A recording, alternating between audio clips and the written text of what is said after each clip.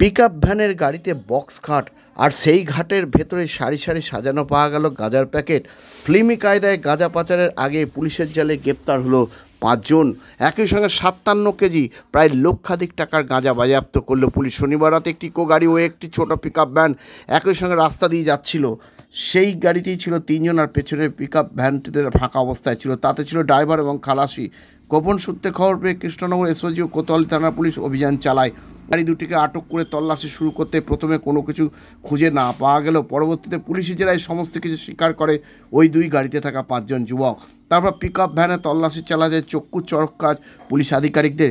Pickup ভ্যানের পেছনে ডালা খুলতেই দেখা গেল ভেতরে সারি সারি সাজানো রয়েছে গাঁজার প্যাকেট।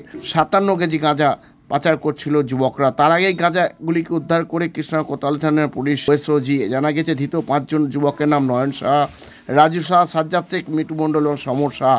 ধৃতদের বিরুদ্ধে মাদক পাচারের মামলা রুজু হয়েছে। গ্রেপ্তার করে কোতোয়ালি থানার পুলিশ জিজ্ঞাসাবাদ করছে। আর ইনি আজকাল আগামী বিশেষ প্রতিবেদন। নজর ঘোরাতে গাড়ির পেছনে বক্স কাটে রাখা 57 কেজি গাঁজা বাজেয়াপ্ত করলো পুলিশ। ধৃত 5